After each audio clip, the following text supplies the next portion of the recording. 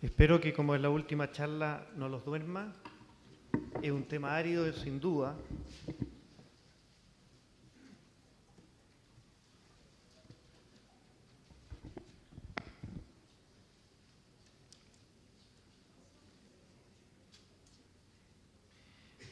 Eh, lo primero que quiero contarles es que las diferencias que debemos establecer entre la epidemiología del cáncer de mujeres en Estados Unidos, que es la literatura que más comúnmente consultamos, versus la que ocurre en nuestro país. ¿Ya? No me puse de acuerdo con el doctor Sofia, pero las primeras diapositivas son prácticamente iguales. En Estados Unidos el cáncer de ovario es un top 5, un top 5, ¿no es cierto? Está después del cáncer de pulmón, mama, colon, páncreas. Y para ellos es el cáncer ginecológico más letal. Situación que es claramente distinta, como ya lo dijo Pablo, respecto a nuestro país, donde es un top 10. Está en el 9º lugar después de todos estos tumores. Cabe mencionar aquí la alta tasa de mortalidad que tiene en mujeres y también en hombres el cáncer de estómago. En mujeres particularmente el cáncer de vesícula y el cáncer cervicuterino. El cáncer de estómago y cervicuterino eran muy comunes en Estados Unidos y conforme el país se fue desarrollando y mejorando la situación sociocultural, alimentaria, fueron cediendo y hoy en día son rarezas, mientras que en nuestro país siguen siendo muy importantes. Por lo tanto, el cáncer ginecológico más letal en Chile es el cáncer cervicuterino. Aquí podemos ver un trabajo del doctor Donoso, que publicó en la revista chilena Obstetricia y Ginecología, la misma revisión que hizo Pablo, a la cual se refirió Pablo, en la tasa de mortalidad, el crecimiento, las variaciones que ha experimentado entre 1997 y el 2003.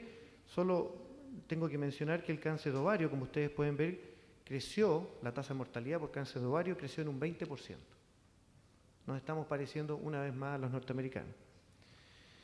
La epidemiología, el 90% de los casos se trata de tumores esporádicos, ¿ya? Donde los factores de riesgo conocidos son la nuliparidad, la menarquia temprana y la menopausia tardía, es decir, un largo periodo de ovulación, una ovulación incesante.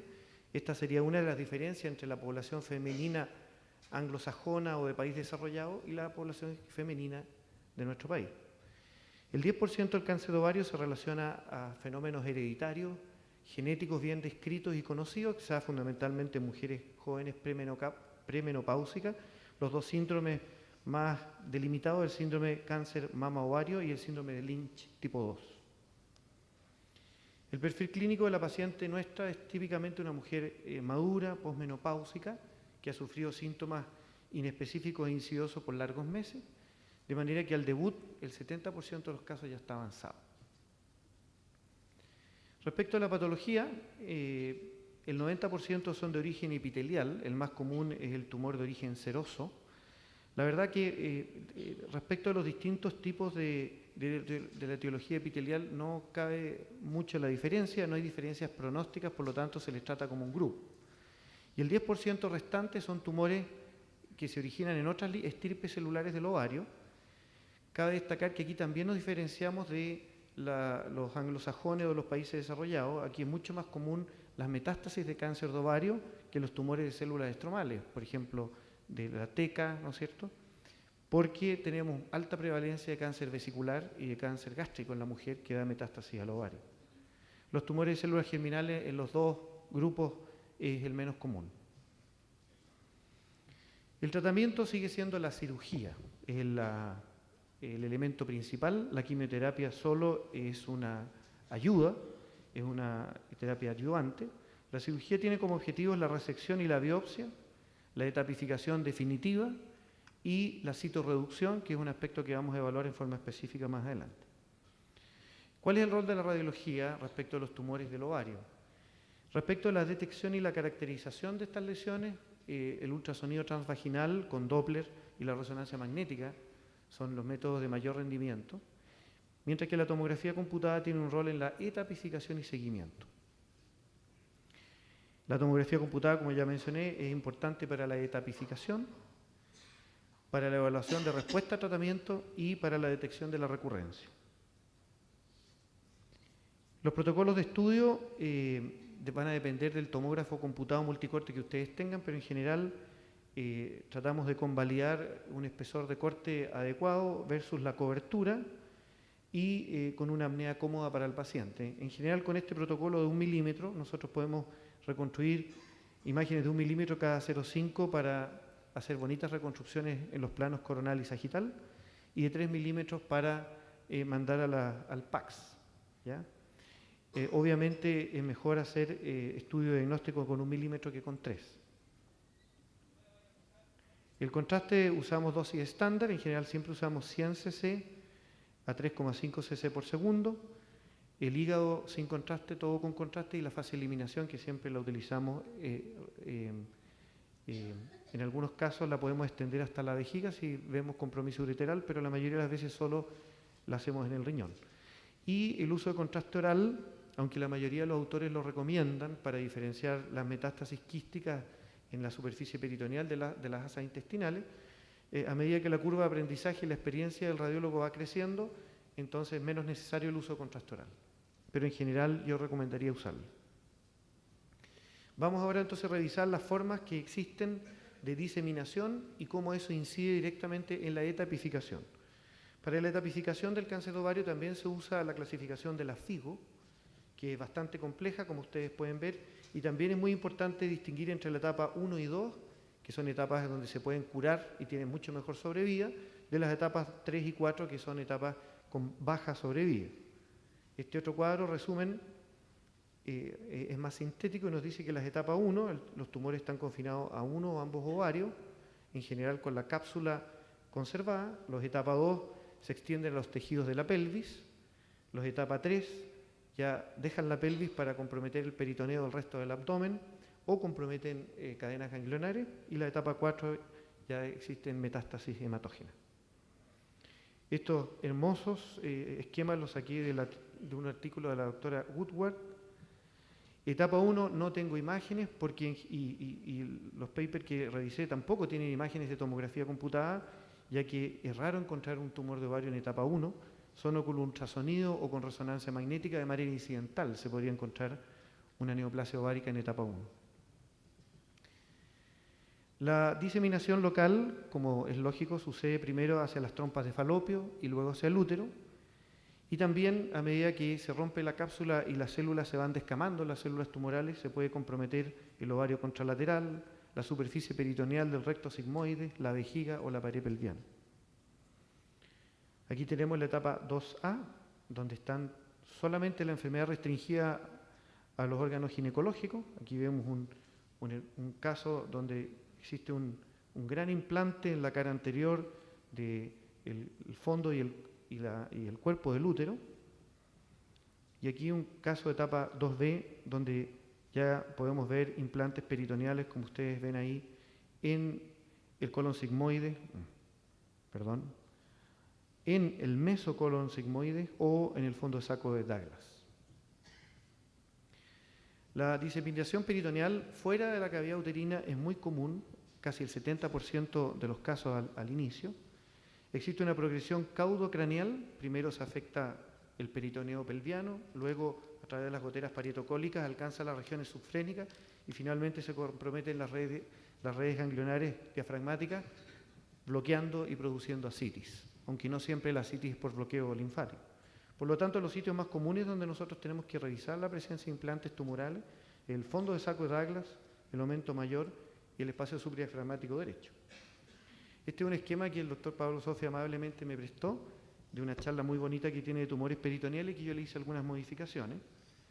Las flechas demuestran que la diseminación tumoral es predominantemente hacia el lado derecho. ¿Por qué? Porque en el lado izquierdo hay dos barreras. Como ustedes pueden ver, una barrera que está representada por el mesocolon sigmoides y la segunda barrera que está representada, como se ve aquí muy bonito, el ligamento colofrénico, que va desde el ángulo esplénico del colon hacia el diafragma. Y aquí está el esquema anatómico que lo representa.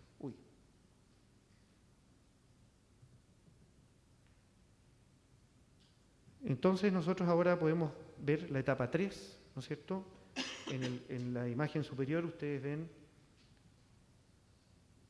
implantes tumorales en el peritoneo parietal de la región subdiafragmática derecha, implantes en el aumento mayor y una enfermedad aún más diseminada con implantes en el mesocolon transverso y también en el mesenterio.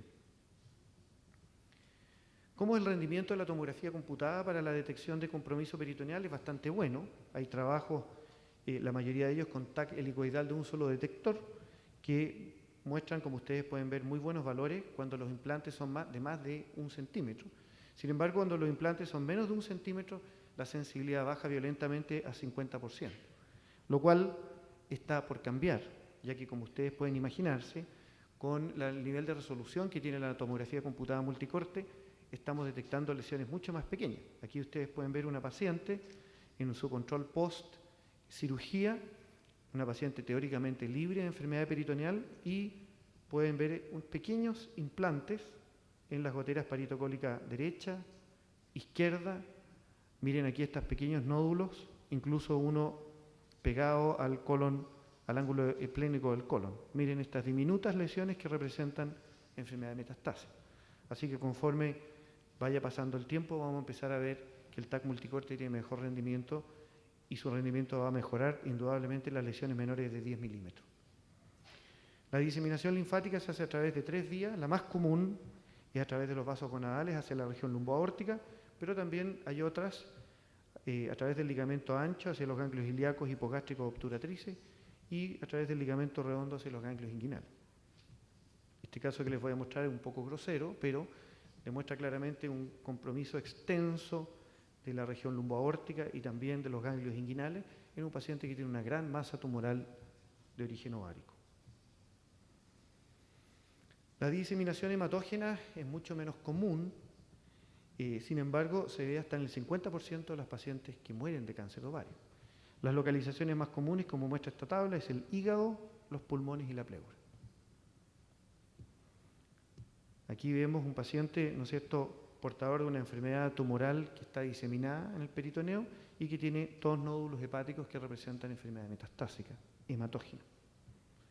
En este otro caso, 2 pacientes distintos, una paciente con implantes pleurales derechos.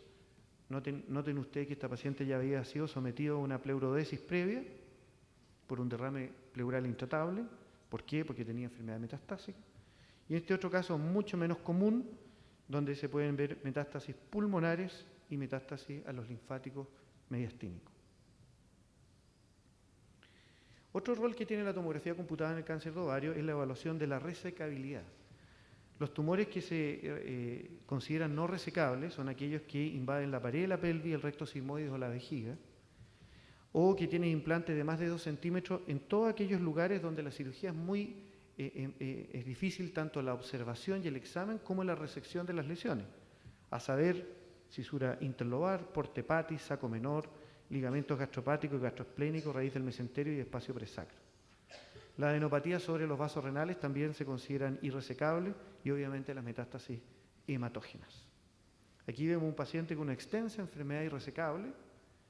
Aquí ustedes pueden ver un gran implante tumoral en el saco menor, que está distendido por ascitis, innumerables depósitos tumorales en la raíz del mesenterio y grandes depósitos tumorales en la superficie peritoneal del colon transverso. En este otro caso, en realidad son 2 casos, el primero demuestra compromiso de ganglios epifrénicos y el otro caso demuestra adenopatías de la curvatura menor del estómago, del hilo hepático, retrocrurales y, como en estas 2 imágenes, de cadena ganglionar y lumboaórtica sobre el nivel de los vasos renales. Es muy importante el determinar que un tumor no es resecable, porque estos pacientes se ha visto que se benefician con la quimioterapia neoadyuvante, la quimioterapia prequirúrgica que disminuye el volumen tumoral, ¿ya? El TAC en ese sentido posee un importante rol en la detección. Vean un trabajo bastante antiguo, de más de 10 años, ya demostraba gran precisión diagnóstica de la tomografía computada en determinar un tumor ovárico como resecable o no. La citorreducción quirúrgica tiene como objetivo mejorar la susceptibilidad a la quimioterapia, es decir, la citorreducción no tiene un beneficio en sí misma, sino que el beneficio es reducir el volumen global de células tumorales y remover el tumor hipovascular, en el cual la penetración de las drogas quimioterápicas es mucho más baja.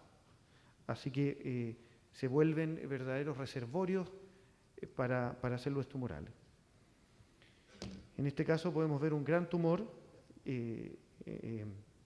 quístico, típicamente epitelial, bastante hipovascular, que a pesar de que está avanzado, en este caso la quimioterapia neoadyuvante no va a ser útil porque no va a tener buena penetración, así que hay que resecarlo antes de operarlo.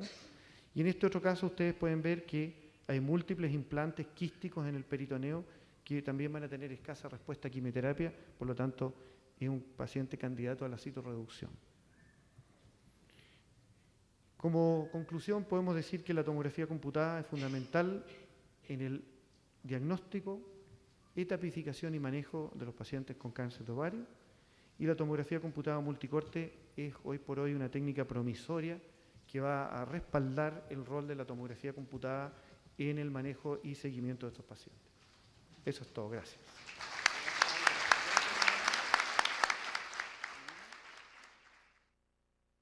Por primera vez